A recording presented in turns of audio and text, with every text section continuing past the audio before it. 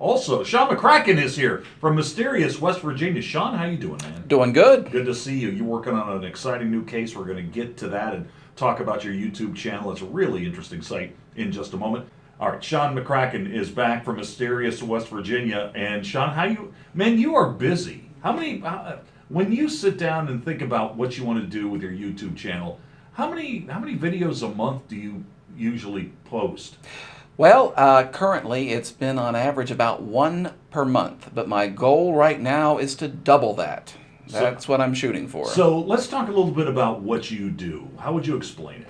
Well, I produce videos that focus on cold cases, unsolved murders, John and Jane Doe's, missing persons in and around, and that around is important now, the state of West Virginia.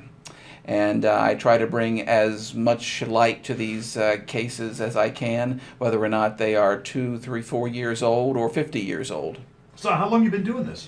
I started this almost right at 2 years ago. So how did you get interested in it? Were you curious about unsolved mysteries as a kid? You better believe it. I watched that from almost the day that it debuted. I was only 8 years old, but I was hooked on it from the very beginning. I think I said last time, everybody loves a mystery. There's something that draws you into it. You can vicariously experience this with other people, and if I could explain exactly what it was, I would bottle it and sell it and retire, but I don't. I just know everybody seems to enjoy a mystery, and we've got plenty of them right here in the area. Yeah, no doubt about that. That old show, Unsolved Mysteries on NBC, where Robert Stack would emerge from the fog in the raincoat, and then he would set up the story. And your videos are a bit like that. When you start your story, you're standing there next to the water, next to a trailer,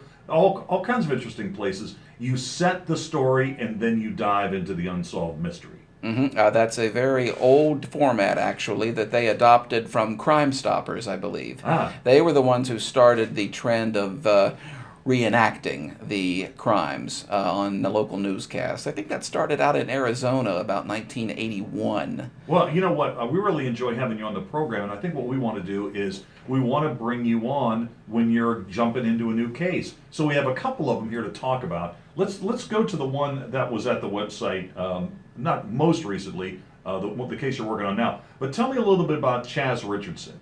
Well, Chaz Richardson was a resident of Surveyor, West Virginia, which is about 10 miles east of Beckley. He disappeared under what can only be described as suspicious circumstances in December of 2015.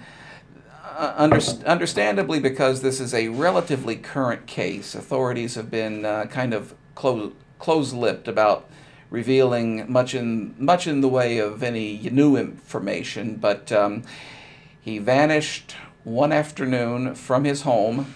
There were two very conflicting stories as to just exactly what happened to him. One of them said he suffered a seizure from a drug overdose and ran into the woods behind his home.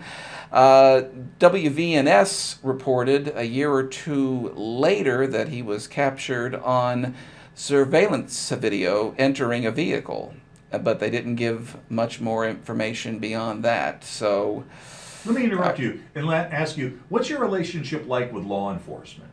My relationship with law enforcement varies from case to case. I confess, in the case of Chaz Richardson, since it was so current and there was abundant information available on the case just right at my fingertips, I did not contact law enforcement on that one. I presented it. That was a case that I chose really out of thin air on my own as just one that interested me, and I just took it and ran with it with whatever I could find online and in the state archives. So when you post a story about an unsolved crime, Mysterious West Virginia, that's your brand, do law enforcement ever contact you after they see the story, or someone related to the affair try to get in contact with you to give you more information after you've already posted the story? How does that work? Well, to give me more information, no. To request more information, yes. Okay. That has occurred in at least 2 cases. And again, it's something I have to be careful with because all of these cases, by their very nature, are deemed to be still open and active, no matter how old they are. But one of them that occurred, I'll just say, over 30 years ago, I was contacted by law enforcement asking me where I had obtained the information I got and if I could forward it along to them because they might have a potential witness to a crime that occurred some time ago. And reading between the lines, I had to wonder, is it a potential witness or a potential suspect? And I just don't know. All right, let's talk about what you're working on now. Melanie Metheny, tell me the story. What's going on there? This one hits a little closer to home. This one was part of it occurred right here in Charleston. Part of it occurred out in Campbell's Creek and Bell. And it's really trying to piece together the progression of events that is important here. Melanie was a 21-year-old mother of 3 who disappeared on July 19th, 2006. So we're talking just under 13 years ago. She, trying to trace her movements on the morning she disappeared seems to me to be the most important aspect of this case. We know that she left her home or where she was staying on Campbell's Creek at between 7:15 and 7:30 a.m. that morning. Now, her exact movements after that are a matter of some debate. What we know for sure is that at some point she dropped off the daughter of her boyfriend at her grandmother's house, drove to Bell, about 10 miles away or 10 minutes away, and dropped off her own 2 children at a daycare in Bell, Country Kids Daycare at 3000 East DuPont Avenue. It sits back, about 100 feet off of DuPont Avenue. That's the road that goes parallel with the tracks and with the US Route 60. She dropped them off at a little after 8 a.m. That's an approximation. And as far as we can tell, that was the last time that she was ever seen and confirmed 100% to have been alive. Or we don't know that she's dead yet. I want to be very careful with that because as of now, she is still classified as a missing person. All right, so who have you talked to about this case? I have talked with her family about this, and they have relayed to me everything that they have collected over the last 13 years. They've carried out their own on-the-ground investigation into this since day 1.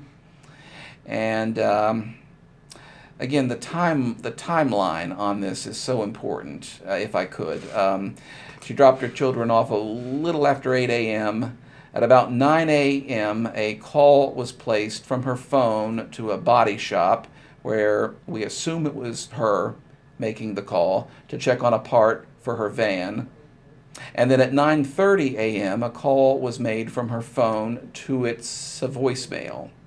But neither call can be 100% confirmed as coming from her, and the Kanawha County Sheriff's Department has confirmed that these calls came, oddly enough, from extreme western Kanawha County or even eastern Putnam County, St. Albans, Nitro, that area. So again, the time frame and the location gets to be questionable there. She was never seen again. 4 days later, on the 21st, her van was found on the west side of Charleston at the intersection of Wyoming Street and Buring Avenue, which is about a block south of the railroad tracks. Now, Sean, was this another case where the family came to you so that you would look into this? Because that's happened in the past. Yes, this was a case that I did not select at random. This was a case where the family contacted me and requested it to be profiled. How soon do you think you'll post a YouTube video on this? My goal is to have this one up within the week, within the next 7 days. I'm really trying to pick up my pace to double the output from 1 case a month to 2. I tell you what, I think you're into something really, really good here, and your viewers agree. You've got over 24,000 subscribers to your YouTube channel now, so just search out Mysterious WV on YouTube and you'll find it.